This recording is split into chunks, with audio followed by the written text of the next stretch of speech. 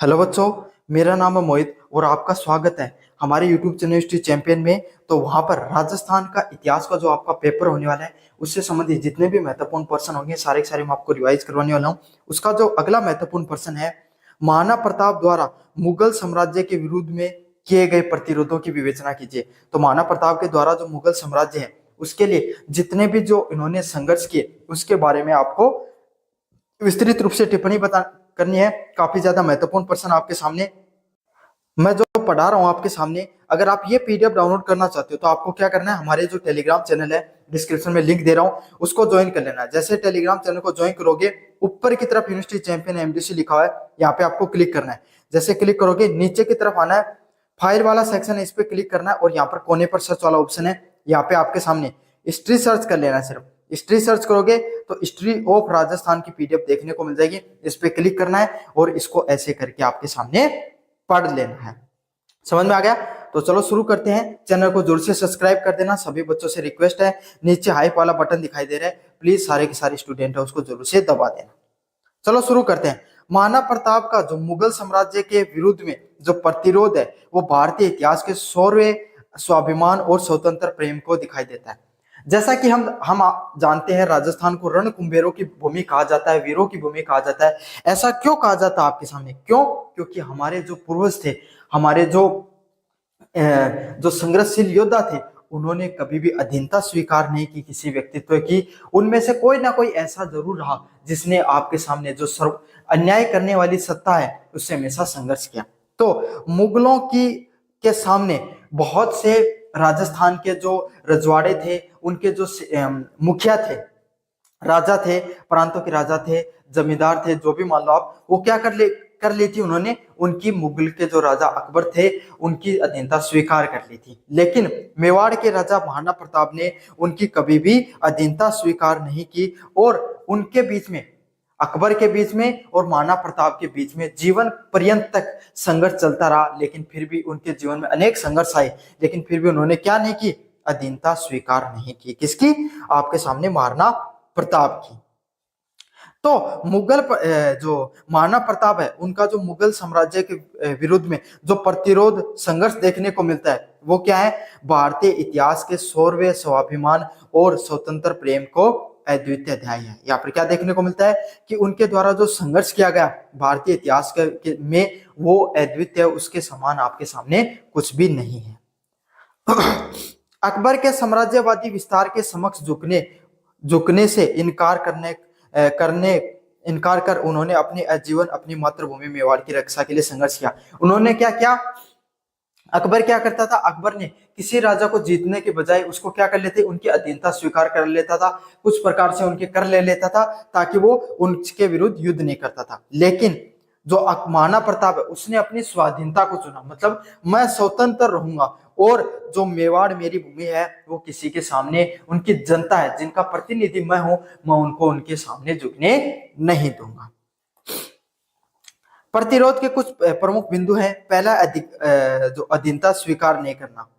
जब अधिकांश राजपूत शासकों ने अकबर की अधीनता स्वीकार कर ली थी, तो आप सबको पता है भाई राजस्थान के लगभग आपके सामने जितने भी सरदार थे सबने क्या कर ली थी, अकबर है उनकी अधीनता को स्वीकार कर ली थी। तब महाराणा प्रताप ने उसे अस्वीकार कर दिया। तब क्या क्या आपके सामने महाराणा प्रताप है वो व्यक्ति निकल कर आए जिन्होंने उनकी अधीनता को स्वीकार नहीं किया, पूर्ण रूप से क्या कर दिया, नकार दिया था। उन्होंने व्यक्तिगत स्वाभिमान और मेवाड़ की स्वतंत्रता को सर्वप्रिय रखा। उन्होंने क्या किया कि मेरी जो जनता है वो किसी के समक्ष झुकेगी नहीं, हमारी जो स्वतंत्रता है वो सबसे ऊपर है, हमारी जो स्वतंत्रता है उसको हम सबसे पहले रखते हैं। हम स्वतंत्र हैं, हम अपना राज्य स्वयं चला सकते हैं, हम किसी जो मुगल साम्राज्य उसकी अधीनता स्वीकार नहीं करेंगे। अकबर द्वारा भेजे गए संधि प्रस्तावों को मानसिंह, भगवत दास, टोडरमल के माध्यम से उन्हें ठुकरा दिया। तो अलग अलग प्रकार के जो आपके सामने अकबर के जो प्रतिनिधि थे, जिसमें जो मानसिंह है, भगवत दास और टोडरमल ने के माध्यम से अकबर ने बहुत सी बार आपके सामने महाराणा प्रताप के समक्ष संधि के प्रस्ताव रखे कि आप हमसे संधि कर लीजिए, हम आपसे युद्ध नहीं करेंगे, हम आपके सामने जो संधि का प्रस्ताव रखा। लेकिन अकबर जो महाराणा प्रताप है उन्हें किसी भी प्रकार की संधि नहीं करनी थी। उन्होंने क्या किया, आपके सामने उनकी अधीनता स्वीकार करने से साफ साफ मना कर दिया। बहुत सी बार प्रयास किए गए अकबर के द्वारा।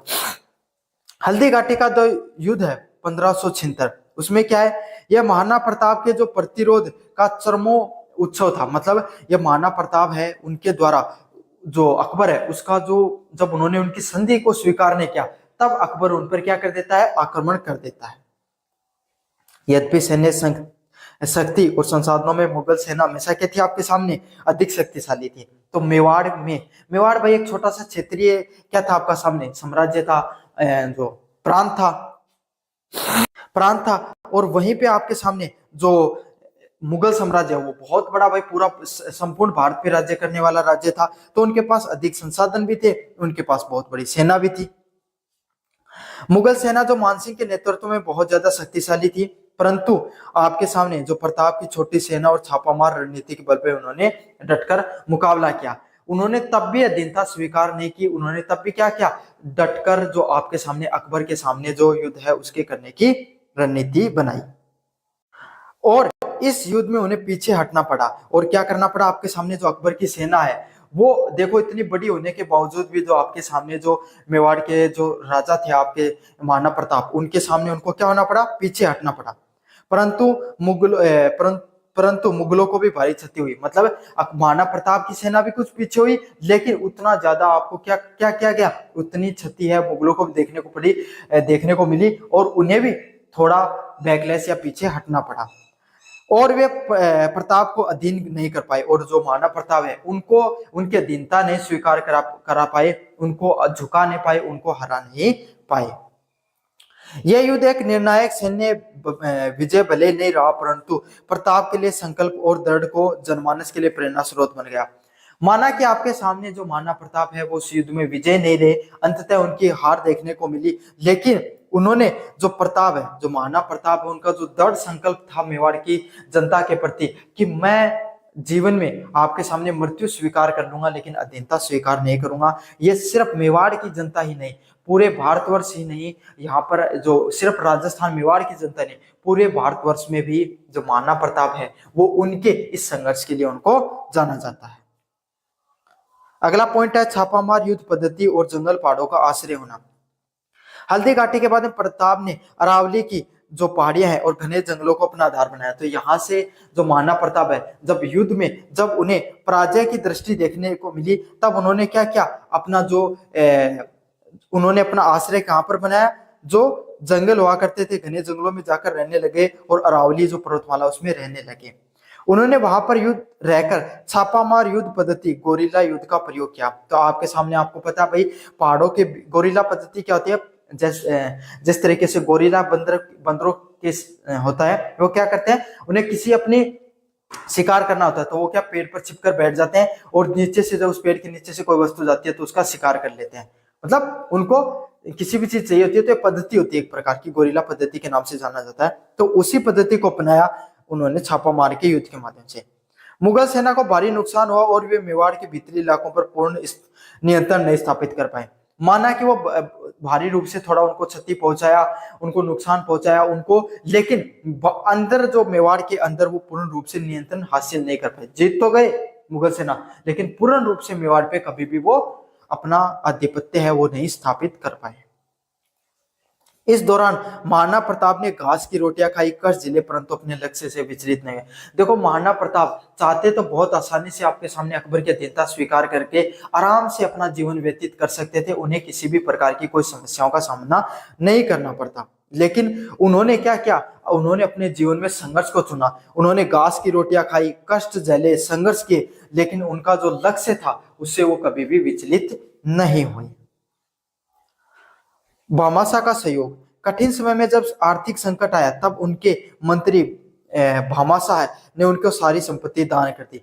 आपको पता है भाई, जो जागीरदारी परंपरा देखने को मिलती थी राजस्थान में, जिसमें जो आपके सामने जो राजा हुआ करता था वो अपने छोटे छोटे ठाकुर या जागीरों को क्या देते थे, जमीन देते थे, जिसके बदले वो क्या करते थे, वहां से कर वसूलते थे। तो ऐसा ही जो सामंतवादी पद्धति के जागीरदार थे मंत्री भामाशाह, उन्होंने क्या किया कि जब बहुत विकट समय आया जब उनको जरूरत थी महाराणा प्रताप को, तब भामाशाह ने अपनी सारी संपत्ति उनको दान कर दी, ताकि महाराणा प्रताप है वो अपनी जो सेना है उसको पुनः आपके सामने गठित कर पाए, पुनः उनको एक जगह एकजुट कर पाए और संघर्ष कर पाए।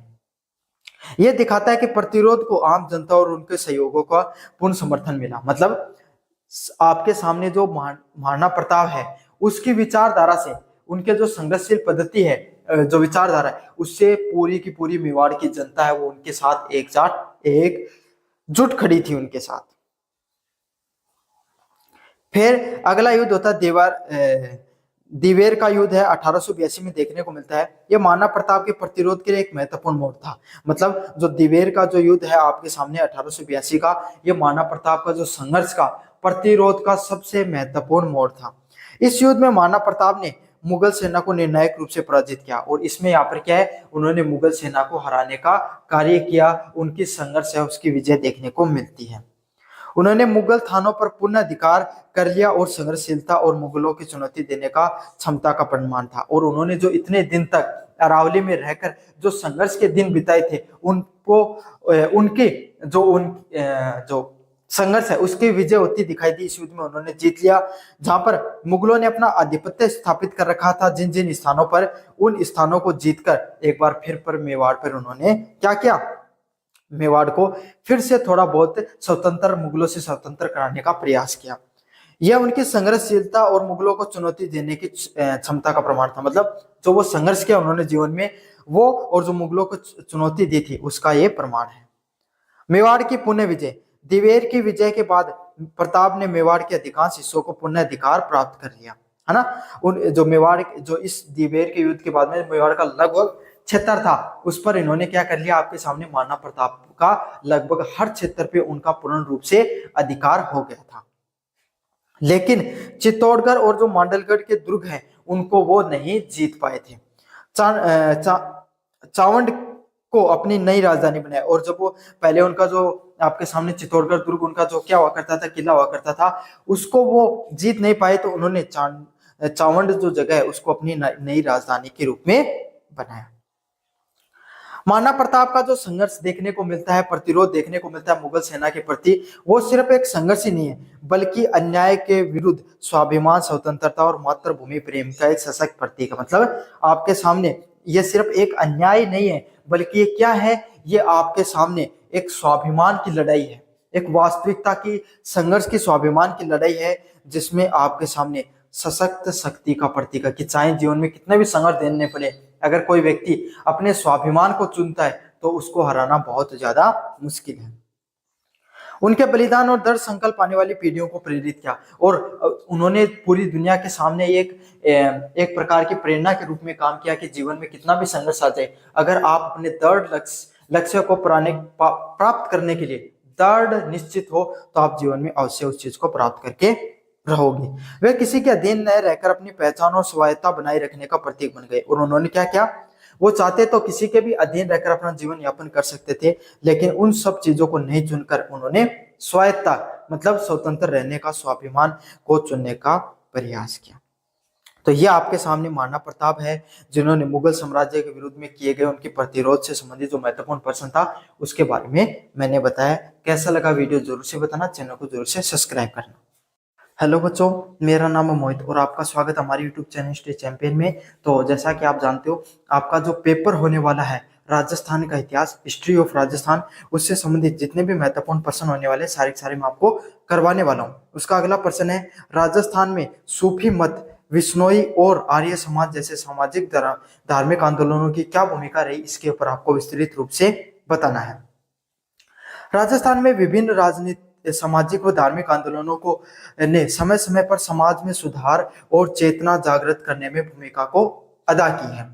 तो आपके सामने राजस्थान में जो अलग अलग प्रकार के जो सामाजिक व धार्मिक आंदोलन हुए, उन्होंने क्या किया, समाज में समाज सुधार का कार्य किया और समाज में चेतना लाने का कार्य किया। मतलब लोगों को प्रेरित करने का कार्य किया, लोगों को आपके सामने चेतना देने का कार्य किया कि आप सब लोग जीवन में क्या कर सकते हो, जीवन में आगे बढ़ सकते हो। आप सब लोगों के जो समाज में कुरीतियां देखने को मिलती है, समाज में जो कमियां देखने को मिलती है, इन समाज में कुरीतियां, कमियों को समाज से दूर हटाकर समाज में नई चेतना, नई विचारधारा, समाज में जो धर्म में आडंबर, झूठ, पाखंड देखने को मिलता था, जातिवाद, महिलाओं के खिलाफ आपके सामने क्या हुआ करता था, अत्याचार हुआ करते थे, शोषण उत्पीड़न के खिलाफ इन्होंने क्या किया, समाज में सुधार लाने का कार्य किया।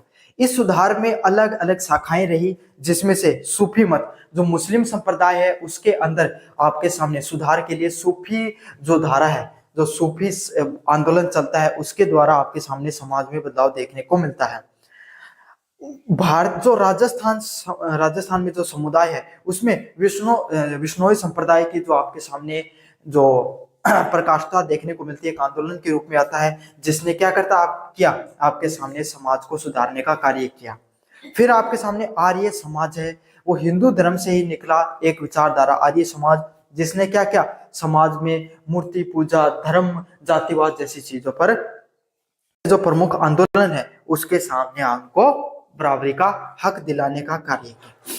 तो एक एक करके अपन पढ़ते हैं, जिसमें सबसे पहला सूफी मत। मध्यकाल में राजस्थान में सूफी मत का व्यापक प्रभाव रहा। मतलब अगर मध्यकाल जो की बात करें आपके सामने, उस समय राजस्थान में जो सूफी मत है, जो सूफी लोग हैं, उसका जो प्रभाव है वो सबसे ज्यादा देखने को मिलता है। सूफी लोग हैं उनके द्वारा कि भाई राजस्थान में किस तरीके से मुस्लिम लोग हैं, है ना, जो ख्वाजा मोहद्दीन चिश्ती है उनकी तो दरगाह भी राजस्थान में देखने को मिलती है। जो सूफी मत किससे मतलब था, जो मुस्लिम लोगों धर्म था उसके अंदर जो कुरीतियां देखने को मिलती थी, उनको एक बदलने का, उनको कम करने का प्रयास किया, उनको हटाने का प्रयास किया सूफी मत के द्वारा।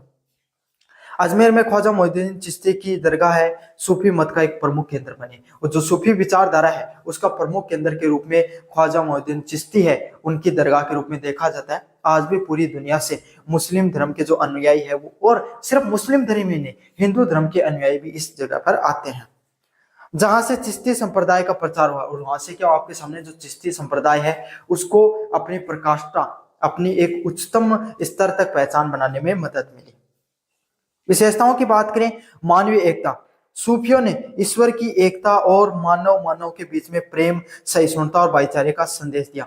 तो जो सूफी हैं, सूफी लोगों ने क्या किया कि जो सारे ईश्वर हैं एक हैं, समझना, चाहे हिंदू धर्म के हो चाहे मुस्लिम धर्म के हो, सभी ईश्वर हैं वो एक है। सबका जो क्या है आपके सामने लक्ष्य, मानव कल्याण करना सबका लक्ष्य है। और सभी लोगों के बीच में जो मानव है, इस जो आपके सामने मानव है, उन सभी लोगों को एक साथ मिलजुल कर रहना चाहिए। साथ के साथ सहिष्णुता और भाईचारे का भी संदेश देने का कार्य किया गया कि सभी लोगों को क्या रहना चाहिए, एक साथ एकजुट रहना चाहिए और सहिष्णुता के साथ अपने जीवन को यापन करना चाहिए। जो जाति, धर्म और वर्ण के बंधनों से परे था, और लोगों को ये बताया कि सभी लोगों को एक साथ एकजुट रहना चाहिए, जिसमें जाति, धर्म, वर्ण है, उन सब चीजों के जो बंधन से है, इन सब चीजों से ऊपर उठकर हमें जीवन में एकजुट रहने का सभी लोगों को क्या दिया, संदेश दिया गया। सांप्रदायिक सद्भाव देखने को मिलता है। उन्होंने हिंदू मुस्लिम एकता को बढ़ावा दिया और दोनों संप्रदायों के बीच में सांस्कृतिक समन्वय स्थापित करने का प्रयास किया। मतलब जो हिंदू व मुस्लिम लोग हैं, सभी लोगों को एकजुट रहने का उन्होंने संदेश दिया कि सभी लोगों को जीवन में एकजुट रहना चाहिए। साथ के साथ सभी संप्रदायों के बीच में जो सांस्कृतिक समन्वय है, सभी लोगों को जो सांस्कृतिक रूप से एक रहने के लिए सभी लोगों को क्या किया, प्रेरित किया। और उनकी दरगाह सभी लोगों के लिए आस्था केंद्र है। तो मैंने बताया ना, ख्वाजा मोहिउद्दीन चिश्ती की जो दरगाह है उस पर सिर्फ हिंदू लोग ही नहीं, मुस्लिम लोग ही नहीं, आपके सामने और धर्मों के लोग, सभी धर्म के लोग हैं, वो जाते हैं, अपना मत्था टेकते हैं और अपनी अरदास करते हैं। तो उन्होंने क्यों ऐसा हो पाया, इसलिए हो पाया क्योंकि जो चिश्ती संप्रदाय है या फिर जो सूफी आंदोलन है, उसमें क्या हुआ, आपके सामने सिर्फ मुस्लिम लोगों के ही सामने जो धार्मिक विचारों को प्रभावित करने का कार्य नहीं किया, बल्कि हिंदू धर्म पर भी उसका खासा प्रभाव पड़ता है। क्यों, उसमें किसकी बात की गई, हिंदू मुस्लिम लोगों की एकता की बात की गई। जब सूफी आंदोलन की शुरुआत होती है उस समय मुस्लिम जो लोग हैं, मुस्लिम जो साम्राज्य है उसको वो देखने को मिलता था भारत में, और वो उन्होंने क्या किया था, भारतीय जो बहुसंख्यक की जो जनसंख्या थी हिंदुओं को प्रताड़ित करने का कार्य किया था। तब सूफी आंदोलन की शुरुआत होती है और सभी लोगों को क्या किया जाता है, एक रहने का संदेश दिया जाता है, जिससे काफी राजा प्रभावित भी होते हैं और उससे सिर्फ मुस्लिम लोगों पर नहीं, हिंदू लोगों की विचारधारा पर भी काफी प्रभाव देखने को मिलता है। सामाजिक समरसता, सूफी संतों ने अपनी सरल भाषा, संगति, कव्वाली और भक्तिपूर्ण जीवन शैली के माध्यम से आम जनता को आकर्षित किया। तो उन्होंने क्या किया, जो सूफी संत हैं उन्होंने अपनी जो सरल भाषा का उपयोग करके संत और कव्वाली के माध्यम से क्या किया, भक्तिपूर्ण जीवन के माध्यम से आम जनता को आकर्षित करने का प्रयास किया। तो इनका जोर किस पे था, इनका जोर भी जो जो मुस्लिम सूफी आंदोलन के जो लोग जितने भी संत हुए उनका जोर किस पे था, जिस तरीके से आपके सामने हिंदू धर्म में भक्ति आंदोलन के जितने संत थे उन्होंने क्या कहा कि आप भक्ति करो, ईश्वर के प्रेम में, उनका रूप चिंतन में, उनके नाम स्मरण पर ज्यादा जोर दो। तो यही चीज इन्होंने की। आपके सामने जो सूफी संत हुआ करते थे इन्होंने मुस्लिम धर्म में जो कव्वाली सुनते हो ना आप, जितनी भी, नुसरत अली खान को आपने सुना होगा, वो कव्वाली हो गई, भक्तिपूर्ण जीवन जीना हो गया, है ना, भगवान का आराध्य जो उनके ईश्वर हैं उसका रूप चिंतन करना हो गया, उस पर ज्यादा ध्यान दिया। तो इससे क्या हो गया, आपके सामने उनसे ज्यादा से ज्यादा जनता जुड़ती चली गई। क्यों, एकदम सरल स्पष्ट भाषा में चीजों को समझाया जाता था, इसलिए ज्यादा से ज्यादा जनता वो उनसे आकर्षित होती थी। उन्होंने गरीबों, दलितों और शोषित के प्रति क्या रखी, सहानुभूति व्यक्त की। तो उन्होंने क्या किया, आपके सामने जो गरीब जनता थी, दलित और जो शोषित वर्ग है उनके प्रति उन्होंने अपनी जो सहानुभूति है उसको दिखाया। प्रभाव की बात करें, सूफी मत ने राजस्थान के सामाजिक धार्मिक ताने बाने को समृद्ध करने का प्रयास किया। मतलब सूफी जो मत है उसने क्या किया, राजस्थान और जो सामाजिक और धार्मिक जो ताना बाना देखने को मिलता है उसको मजबूत व समृद्ध करने का प्रयास किया और भक्ति आंदोलन के साथ मिलकर समाज में आध्यात्मिक जागृति फैलाई। क्या किया इन्होंने, जो समाज का जितना भी जो ताना बाना था, समाज में जो जितनी भी समृद्धि है उसको फैलाने का कार्य किया। अगला संप्रदाय है विश्नोई संप्रदाय। 15वीं शताब्दी में गुरु जम्बेश्वर जम्बोजी के द्वारा विश्नोई संप्रदाय की शुरुआत देखने को मिलती है। तो विश्नोई संप्रदाय की शुरुआत कब देखने को मिलती है, 15वीं शताब्दी के आसपास आपके सामने जो गुरु जम्बोजी है उनके द्वारा विश्नोई संप्रदाय है उसकी शुरुआत देखने को मिलती है। सबसे महत्वपूर्ण पर्यावरण संरक्षक और सामाजिक सुधार आंदोलनों में से एक था। तो यह आंदोलन आपके सामने राजस्थान में किस चीज के लिए प्रचलित है, आपको पता है विश्नोई संप्रदाय है वो आपके सामने पर्यावरण संरक्षण के लिए विशेषकर से किसके लिए प्रसिद्ध है, पर्यावरण संरक्षण के लिए विशेषकर प्रसिद्ध है। क्यों राजस्थान में विश्नोई संप्रदाय की शुरुआत हुई, क्यों राजस्थान एक ऐसा प्रदेश है जहां पर पेड़ पौधे बहुत कम, मरुस्थलीय प्रदेश देखने को मिलता है। इसकी शुरुआत जोधपुर, आपके सामने जोधपुर गंगानगर में जो हनुमानगढ़ जैसे क्षेत्र में ज्यादातर देखने को मिलती है, नागौर, जहां पर विशेष करके आपके सामने पर्यावरण संरक्षण की खास जरूरत थी। तो उसी समय आपने विश्नोई संप्रदाय की शुरुआत होती है जो पर्यावरण संरक्षण की बात करता है इस मरुस्थलीय क्षेत्र में। विशेषताओं की बात करें पर्यावरण संरक्षण, जो विश्नोई संप्रदाय के 29 नियम बनाए गए 20+9, जिसमें पर्यावरण संरक्षण पे अधिक जोर था। तो इनके द्वारा जितने भी नियम बनाए गए उसमें सबसे ज्यादा जोर किस चीज पे दिया गया, पर्यावरण का जो संरक्षण है इस पे सबसे ज्यादा जोर दिया गया, जिसमें वृक्षों को नहीं काटना, मतलब हमें वृक्षों को नहीं काटना चाहिए, खास करके तो खेजड़ी को विश्नोई संप्रदाय में एक किस रूप में पूजा जाता है, एक आपके सामने ये सिर्फ वृक्ष नहीं है बल्कि उनका पूजा स्थल है। जैसे तुलसी को पूजा जाता है वैसे ही खेजड़ी को विश्नोई संप्रदाय में पूजा जाता है। वन्य जीव जैसे चिंकारा और हिरण की रक्षा करना, और उनका लक्ष्य क्या था कि जो चिंकारा और जो हिरण है उसकी रक्षा करना भी उनका प्रमुख लक्ष्य था। जल को संयमित उपयोग करना और प्रदूषण से बचना, और उनका क्या लक्ष्य था कि जो जल है, जो पानी है, उसको संयमित रूप से, व्यवस्थित रूप से उपयोग करना और प्रदूषण से बचना। क्यों, क्योंकि राजस्थान के जैसलमेर, बाड़मेर और जो मरुस्थलीय क्षेत्र है वहां पर पानी है, पर्यावरण और जल की खास करके संकट है, तो उसको बचाने के लिए इन्होंने अथक प्रयास किए और इनके जो संप्रदाय के मानने वाले लोग हैं उनको साफ संदेश दिया गया कि आपको जल को ज्यादा बर्बाद नहीं करना है। सामाजिक सुधार, जम्बोजी ने मांसाहार, धूम्रपान व नशाखोरी जैसी सामाजिक बुराइयों का खंडन किया। उन्होंने क्या किया, समाज में जो बुराइयां होती हैं, है ना, वो सिर्फ पारंपरिक बुराइयां नहीं होती बल्कि अपनी आचार विचार व्यवहार संबंधित बुराइयां भी देखने को मिलती हैं। उसमें से मांस खाना, जो लोग मांस का सेवन करते हैं, धूम्रपान करते हैं, नशाखोरी जैसी जो सामाजिक बुराइयां हैं, इनका भी इन्होंने खंडन किया। उन सब चीजों पर भी उन्होंने क्या किया, उन पर विरोध किया। उन्होंने शुद्ध जीवन शैली, सत्य बोलना और सादगी पर बल दिया। उन्होंने किस चीज पर बोल दिया कि इंसान को कैसा जीवन शैली जीनी चाहिए, शुद्ध जीवन को जीना चाहिए, अच्छा जीवन जीना चाहिए, जीवन में हमेशा सत्य को बोलना चाहिए, सत्य वचनों को धारण करना चाहिए और सादगी पूर्ण जीवन है उसको जीने पर जोर देने का प्रयास किया।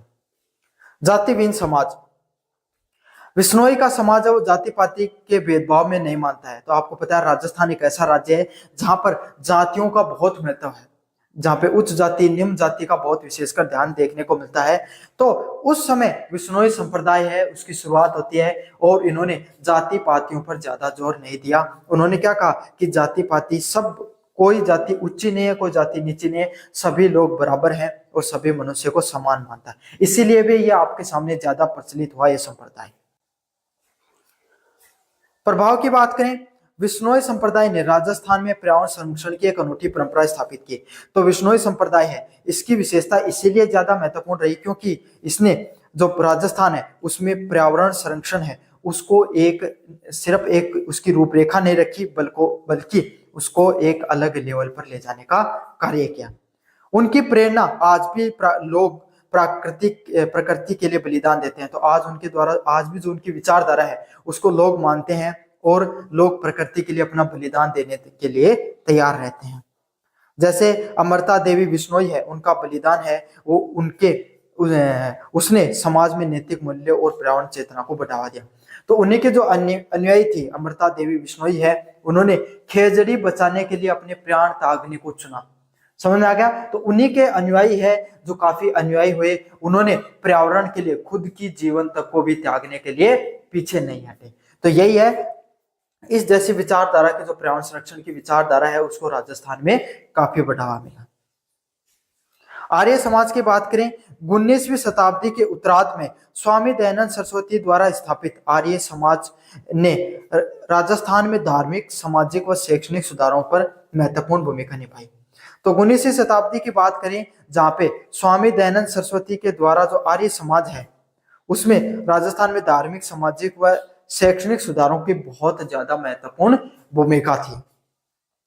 तो जो आप सबको पता है कि स्वामी दयानंद सरस्वती के द्वारा कौन से समाज की स्थापना की गई? आर्य समाज की स्थापना की गई। स्वामी दयानंद ने अपना अधिकांश जीवन किसके लिए गुजारा? राजस्थान में गुजारा और जहां उनकी मृत्यु हुई। मतलब स्वामी दयानंद ने क्या क्या आपके सामने अपना जो जीवन है उसको लगभग अपने जो जीवन है उसको राजस्थान में गुजारा और उनकी मृत्यु भी कहाँ देखने को मिली? राजस्थान में ही जीने को मृत्यु को प्राप्त हुई। यहीं पर वो उन्होंने बहुत से संत सम्मेलनों में हिस्सा लिया, वाद विवाद में हिस्सा लिया, काफी सारा जीवन उन्होंने यहीं पर बिताया। विशेषताओं की बात करें आर्य समाज की, वैदिक धर्म की पुनः स्थापना। आर्य समाज ने वेदों की ओर लौटो, मतलब आर्य समाज वो किसको मानता है? वेदों को खास करके मानता है। तो उनके द्वारा जो नारा दिया गया वेदों की ओर लौटो और वैदिक धर्म के जो मूल सिद्धांत है उनको पुनः स्थापित करने का कार्य किया। मतलब आर्य समाज के द्वारा जो सिद्धांत थे वेदों की ओर लौटो और वैदिक धर्म के जो मूल सिद्धांत थे उनको पुनः फिर से स्थापित करने का कार्य किया।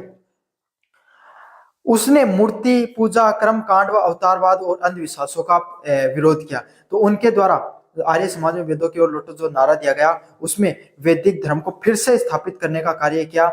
उसने मूर्ति पूजा करना, कर्म कांड, अवतारवाद व अंधविश्वास जैसे जो आपके सामने क्रियाकलाप हैं उनके खिलाफ क्या क्या पूर्ण रूप से पुरजोर आपके सामने विरोध करने का प्रयास किया। सामाजिक सुधार की बात करें, आर्य समाज ने बाल विवाह, सती प्रथा, पर्दा प्रथा और जातिगत भेदभाव का कड़ा विरोध किया। तो आर्य समाज में उन्होंने क्या किया? बाल विवाह हो गई, सती प्रथा हो गई, पर्दा प्रथा हो गई और जातिगत जो भेदभाव है उन सब चीजों को बहुत ही कड़े लोगों के सामने कड़े विरोध के रूप में दिखाया। उनका विधवा पुनः विवाह करना, स्त्री शिक्षा को समर्थन देना और समाज में स्त्रियों का सुधार करना। तो आर्य समाज में जो बाल विवाह जैसी प्रथाएं थी, सती प्रथा जैसी प्रथाएं थी, पर्दा प्रथा जैसी प्रथाएं थी, उसका उन्होंने कड़ा विरोध किया और जो विधवा पुनः विवाह है और शिक्षा, जो स्त्रियों की शिक्षा है उन सब चीजों का समर्थन किया। मतलब समाज में जितनी भी बुराइयां व्याप्त थी उन सब बुराइयों को उन्होंने क्या किया?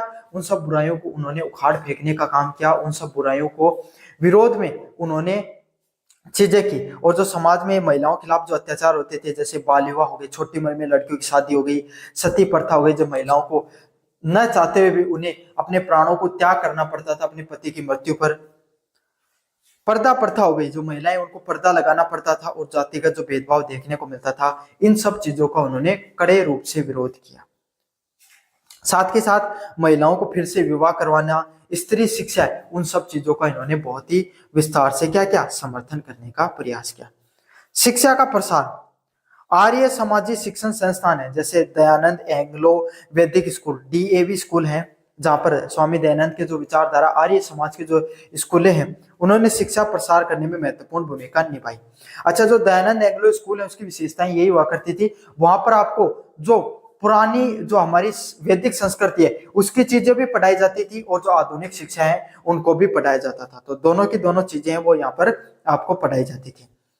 इससे क्या, जो आधुनिक शिक्षा है उसको भी जागरूकता मिलती है। स्वदेशी और राष्ट्रवाद, आर्य समाज ने स्वदेशी वस्तुओं के प्रयोग और भारतीय संस्कृति पे गर्व करने का आह्वान किया। उन्होंने क्या किया कि जो आर्य समाज है उसने जो स्वदेशी वस्तुएं हैं, जो हमारी खुद की वस्तुएं हैं, उसको किस तरीके से प्रयोग में लेना चाहिए और भारतीय जो संस्कृति है उस पर हमें गर्व करना चाहिए, इन सब चीजों पर जोर देने का प्रयास किया। जिससे क्या आपके सामने राष्ट्रीय जो चेतना है उसको बल मिलता है। इससे क्या होता है, आपके सामने जो राष्ट्रीय चेतना है, राष्ट्रीय विचारधारा है, उसको बल मिलता है। प्रभाव की बात करें, आर्य समाज ने राजस्थान को एक तार्किक और वैज्ञानिक दृष्टिकोण से बढ़ावा देने का कार्य किया। उन्होंने क्या किया, जो हमारा राजस्थान है वहां पर एक तार्किक विचारधारा और वैज्ञानिक जो दृष्टिकोण है उसको समाज में आगे बढ़ाने पर जोर दिया, जिससे समाज में फैली कुरीतियां और अंधविश्वासों को चुनौतियां मिली। जिससे क्या आपके सामने समाज में अलग अलग प्रकार का जो अंधविश्वास फैला हुआ था उस समय, उनको उखाड़ फेंकने में मदद मिली। अंधविश्वास है उनको चुनौतियां दी। मूर्ति पूजा, धर्म, जाति पाति, खास करके महिलाओं से संबंधित जितनी भी कुरीतियां थी उनको हटाने का इन्होंने बहुत ही ज्यादा प्रयास किया। इसने राजनीतिक और सामाजिक जागरण को भी महत्वपूर्ण योगदान दिया, जो इससे क्या आपके सामने राजनीतिक और जो सामाजिक जागरण है उसको भी हटाने में काफी ज्यादा योगदान मिलता है। इन तीनों आंदोलनों ने अपने अपने तरीके से राजस्थान में समाज में परिवर्तन किए, और जो ये तीनों आंदोलन देखने को मिले, आर्य समाज, विष्णु संप्रदाय और सूफी मत हो गया, इन तीनों के द्वारा आपके सामने राजस्थान में एक बहुत बड़ा जो समाज है उसमें परिवर्तन देखने को मिलता है। नैतिक मूल्य की स्थापना और सामूहिक चेतना जगाने कार्य किया, और उन्होंने क्या किया, जो समाज है वहां पर जो सामूहिक चेतना होती है उसको भी फैलाने का कार्य किया, जिससे एक प्रगतिशील और जागरूक समाज का निर्माण हो। जिससे क्या आपके सामने एक प्रगतिशील समाज का और एक जागरूक समाज का निर्माण होता है। तो ये था आपके सामने जो प्रश्न है, राजस्थान में जो सूफी मत है, विश्नोई संप्रदाय और आर्य समाज जैसे जो सामाजिक और धार्मिक आंदोलन रहे, उनकी क्या भूमिका रही, उसके विस्तार से पढ़ा आपने। कैसा लगा वीडियो जरूर से बताना, चैनल को जरूर से सब्सक्राइब करना और अपने दोस्तों को जरूर से शेयर करना। धन्यवाद। मेरा नाम है मोहित और आपका स्वागत है हमारे YouTube चैनल हिस्ट्री चैंपियन में। तो जैसा कि आप जानते हो, आपका जो पेपर होने वाला है राजस्थान का भूगोल, उससे संबंधित जितने भी महत्वपूर्ण प्रश्न होने वाले हैं सारे मैं आपको करवाने वाला हूं। तो आपको क्या करना है, वीडियो को लाइक कर देना है, चैनल को सब्सक्राइब कर देना, अपने दोस्तों को जरूर से शेयर कर देना है। अन्य प्रश्न मैंने पहले पढ़ा दिए हैं, लिंक आपके सामने डिस्क्रिप्शन में मैंने दे रखा है, वहां से जाकर आप जरूर से क्या कर सकते हो, पढ़ सकते हो। साथ के साथ ये जो पीडीएफ मैं आपको पढ़ाऊंगा ये आपके सामने मेरे टेलीग्राम चैनल पे देखने को मिल जाएगी। टेलीग्राम चैनल जरूर से ज्वाइन कर देना। चलो शुरू करते हैं अपन। राजस्थान में व्यापारिक मार्ग एवं कर प्रणाली पर संक्षिप्त में टिप्पणी कीजिए। तो राजस्थान में व्यापार किस प्रकार से होता था, व्यापारिक मार्ग किस प्रकार से होते थे और कर प्रणालियां किस प्रकार से होती थी, इन सब चीजों पर आपको संक्षिप्त में टिप्पणी करनी है। काफी ज्यादा महत्वपूर्ण प्रश्न है। प्राचीन काल एवं मध्यकालीन राजस्थान अपने भौगोलिक स्थिति एवं खनिज संपदा के कारण व्यापारिक गतिविधियों का एक महत्वपूर्ण केंद्र रहा था। तो प्राचीन और जो मध्यकालीन राजस्थान देखने को मिलता है, मतलब जो प्राचीन काल का जो राजस्थान था और उसकी जो भौगोलिक स्थिति थी और वो खनिज संपदा के कारण पूरे भारतवर्ष में प्रसिद्ध था। ना सिर्फ प्रसिद्ध है बल्कि आज भी प्रसिद्ध है। भैयाजी, राजस्थान को खनिजों का अजायब घर भी कहा जाता है, जहां पर सबसे ज्यादा खनिज वस्तुएं वो देखने को मिलती हैं। यहाँ व्यापार से संबंधित मार्ग और कर प्रणालियों की एक जटिल स्वरूप विकसित हुआ। मतलब यहाँ पर आप अगर राजस्थान की बात करो तो यहाँ पर व्यापारिक परिस्थितियां बहुत अच्छी देखने को मिलती हैं। व्यापारिक मार्ग देखने को मिलते हैं और कर प्रणालियों का एक संगठित स्वरूप देखने को मिलता है, एक जटिल प्रणाली वो देखने को मिलती है। भाई जहां पर आपको पता है भाई खनिज होते हैं वहीं पर व्यापार होता है। तो पहले के समय राजस्थान में और मध्य एशिया से आने वाले जितना भी जो मार्ग होता था वो कहां से गुजरता था, आपके सामने राजस्थान से गुजरता था। साथ के साथ जो गुजरात में आपके सामने पोर्ट लगता है, उस गुजरात में पोर्ट तक पहुंचने के लिए भी आपको राजस्थान से गुजरना पड़ता था। तो इसीलिए राजस्थान भौगोलिक दृष्टिकोणों से काफी ज्यादा महत्वपूर्ण क्षेत्र रहा है हमेशा से। व्यापारिक मार्गों की आपके सामने बात करें, आयात व निर्यात। राजस्थान मुख्य रूप से खनिज जैसे कि तांबा, सीसा, जस्ता व संगमरमर, नमक, ऊंट, घोड़े व हथियार व हस्तशिल्प का व्यापार करता था। तो राजस्थान में आपको पता है तो खनिज है वो बहुत ही प्रचुर मात्रा में पाए जाते हैं, चाहे तांबा हो, चाहे सीसा हो, चाहे जस्ता हो, चाहे संगमरमर हो, ये सब खनिज है राजस्थान में अच्छी खासी मात्रा में बहुत पहले बहुत पुराने समय से ही पाए जाते हैं। तो थे तो पहले से ही, इसलिए और साथ के साथ हम उस पद्धति को भी जानते थे जिससे हम खनिजों को बाहर निकाल लेते थे। राजस्थान में अच्छी खासी मात्रा में नमक का उत्पादन होता था। हमारे यहाँ के ऊंट हो गए, घोड़े हो गए और हथियार, जो निर्माण की कला है वो हमारे पास हुआ करती थी।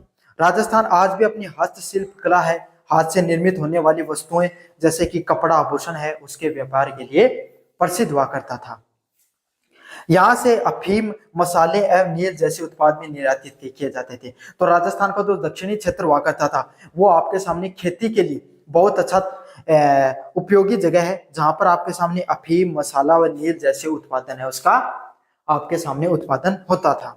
साथ के साथ हम दूसरी जगह निर्यात भी करते थे। आयात में मुख्य रूप से आपके सामने विलासिता वस्तुएं, विदेशी कपड़े, मसाले व कीमती पत्थर शामिल है। और हम अपने भारत में अपने जो राजस्थान है वहां से क्या चीजें मंगाते थे, भोग विलासिता की चीजें होती थी, जो आपके सामने उपभोग की चीजें होती थी उनको ज्यादातर मंगाते थे, जिसमें से आपके सामने विदेशी कपड़े हो गए, मसाले हो गए और कीमती पत्थर हो गए, वो विशेषकर मंगाए जाते थे। व्यापारिक मार्ग की बात करें, आपके सामने मारवाड़ी, जैन, ओसवाल व अग्रवाल जैसे व्यापारिक समुदाय राजस्थान में जाने जाते हैं। आपको पता होगा राजस्थान का जो समुदाय, मारवाड़ी समुदाय, उसको आज भी किसके लिए जाना जाता है, व्यापार के लिए जाना जाता है। तो कोई तो आपके सामने विशेषता रही होगी, तभी राजस्थान के व्यापारियों को एक अलग पहचान मिली। क्यों? राजस्थान में व्यापार बहुत ही समर्थ तरीके से होता था। सिर्फ मारवाड़ी नहीं, उसके अलावा जैन, ओसवाल व अग्रवाल जैसा जो समुदाय है, ओसवाल जैसा जो समुदाय है जिसको राजस्थान की व्यापार की क्या माना जाता था, रीढ़ की हड्डी माना जाता था, व्यापार को मुख्य रूप से व्यापार देखने को मिलता था, जिन्होंने देश विदेश में अपनी व्यापारिक दक्षता स्थापित की। और जहां पर उन्होंने क्या की, देश विदेश में जाकर व्यापारिक रूप से काफी पैसे कमाने का कार्य किया। वस्तुओं की बात करें, मुख्य व्यापारिक वस्तुओं में अनाज, नमक, मसाले, कपास, ऊनी वस्त्र और पशुधन, चमड़ा उत्पाद एवं धातु निर्मित वस्तुएं शामिल थी। तो उनके द्वारा जो मुख्य व्यापारिक वस्तुएं करती थी, जैसे अनाज, नमक, मसाले, कपास और ऊनी वस्त्र है, उन सभी चीजों को आपके सामने हमारे यहाँ पर क्या किया जाता था, उन सबको व्यापारिक वस्तुओं को आयात व निर्यात किया जा सकता था, जिसमें चमड़ा उद्योग उत्पादन है वो मुख्य रूप से शामिल है। व्यापारिक मार्गों की बात करें, भौगोलिक स्थिति। राजस्थान में उत्तर भारत और गुजरात के बंदरगाहों के बीच में स्थिति होने की वजह से, तो मैंने आपको बताया ना, राजस्थान उत्तर भारत और जो गुजरात का जो बंदरगाह होता था उसके बीच की जगह होती थी, जहां राजस्थान बीच में पड़ता है, तो वहीं से क्या व्यापारिक मार्ग गुजरता है। तो राजस्थान एक महत्वपूर्ण व्यापारिक गलियारा भी था। तो उत्तर भारत के खास करके जो आपके सामने दिल्ली सल्तनत के जितने भी राजा हैं उनको बाहर अपना ट्रेड करना पड़ता था, बाहर से वस्तु मंगानी पड़ती थी, तो गुजरात पोर्ट पे आती थी और गुजरात पोर्ट से आपके सामने कहां पर आती थी, आपके सामने दिल्ली सियासन तक आती थी। तो उसके बीच में राजस्थान से गुजरना पड़ता था और उस मार्ग में उनको क्या लेते थे, वो टैक्स लिया जाता था। पश्चिमी भारत में मध्य एशिया और पूर्वी भारत तक जाने के अनेक व्यापारिक मार्ग राजस्थान से गुजरते थे। तो अगर मध्य एशिया में जाना होता था, इराक जाना होता था, सऊदी हो गया, आपके सामने यूएई हो गया, उस क्षेत्र में अगर आपको जाना होता था तो आपको बहुत से मार्ग कहां से होकर गुजरते थे, राजस्थान के मार्ग से होकर ही गुजरते थे। प्रमुख मार्गों की बात करूं, दिल्ली गुजरात मार्ग, यह दिल्ली से मारवाड़ तक, जोधपुर, मेड़ता होते हुए गुजरात के बंदरगाह तक जाता था। तो पहला मार्ग निकलता था आपके सामने गुजरात से, दिल्ली से लेकर गुजरात तक मार्ग, ये कहाँ से गुजरता था? दिल्ली से मारवाड़, खास करके जोधपुर मेड़ता होते हुए नागौर वाले हिस्से से होते हुए आपके सामने खंभात और सूरत तक जाता था। तो ये वो मार्ग था जिसके माध्यम से दिल्ली सल्तनत के जितने भी साम्राज्य राज्य हुआ करते थे वो क्या करते थे? अपने व्यापार को आगे बढ़ाते थे, व्यापार को सुदृढ़ करना करते थे। अगला है मालवा राजपूत मार्ग। मालवा से मेवाड़, चित्तौड़गढ़, उदयपुर होते हुए ये मार्ग गुजरात तक पहुंचता था। तो एक मार्ग और निकलता था मालवा राजपूत मार्ग। ये क्या करता था आपके सामने? मालवा से मेवाड़ होते हुए, चित्तौड़गढ़, उदयपुर होते हुए ये मार्ग कहां तक पहुंचता था आपके सामने? गुजरात तक पहुंचता था। तो एक और मार्ग था आपके सामने मालवा राजपूत मार्ग। ये आपके सामने चित्तौड़गढ़, उदयपुर होते हुए भी गुजरात तक पहुंचने का कार्य करता था। तो दिल्ली से गुजरात जाने के राजस्थान में दो मुख्य मार्ग थे। एक तो आप जोधपुर से होकर अगर जाना चाहते हो तो पंजाब और जो आपके सामने जम्मू कश्मीर वाला इलाका था वहां से लोग आते थे, हरियाणा से, तो वो इस जोधपुर नागौर से होते हुए आपके सामने खंभात तक जाते थे। दिल्ली, यूपी, बिहार के जो लोग आते थे वो कौन सा मार्ग आपके सामने? मालवा से मेवाड़ वाला रास्ता चुनते थे, जहां पे चित्तौड़गढ़ व उदयपुर से होकर गुजरते थे। अगले वाला है सिंध पंजाब मार्ग। एक और मार्ग निकलता था सिंध पंजाब मार्ग।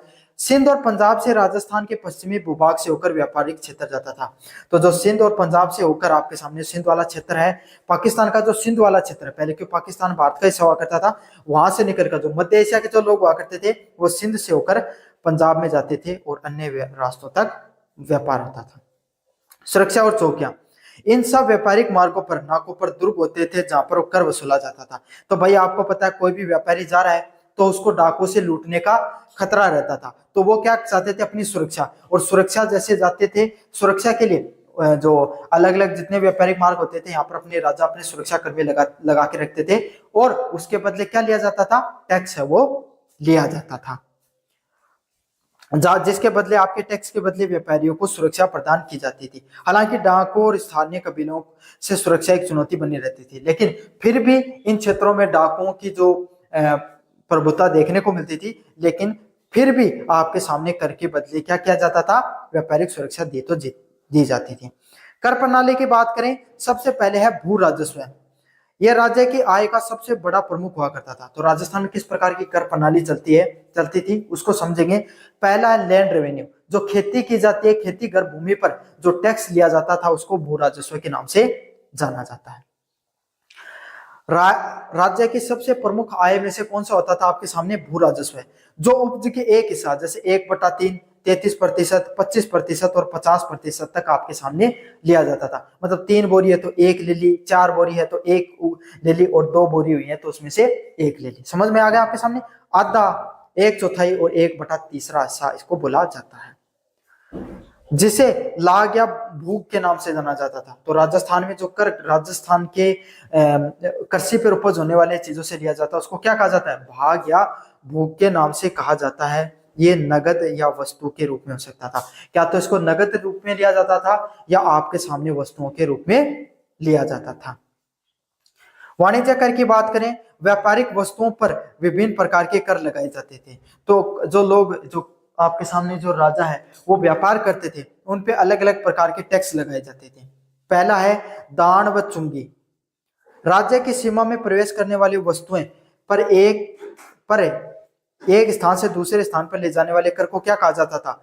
दान या चुंगी के नाम से जाना जाता था। मतलब अगर आप क्या कर रहे हो, राजस्थान से गुजरात अगर कोई चीज लेके जा रहे हो तो इसके बीच में जो चीज लेके जाई जाती है उस पर टैक्स लगता था। आज के समय जो जीएसटी लगती है ना, तो ये समझ लो उस समय की जीएसटी हुआ करती थी। समझ में आ गई? पहले इसको सेस टैक्स के नाम से भी बोला जाता था, दान या चुंगी के नाम से इसको मुख्यतः जाना जाता है। अगला है राहदारी, बोझ या लाद।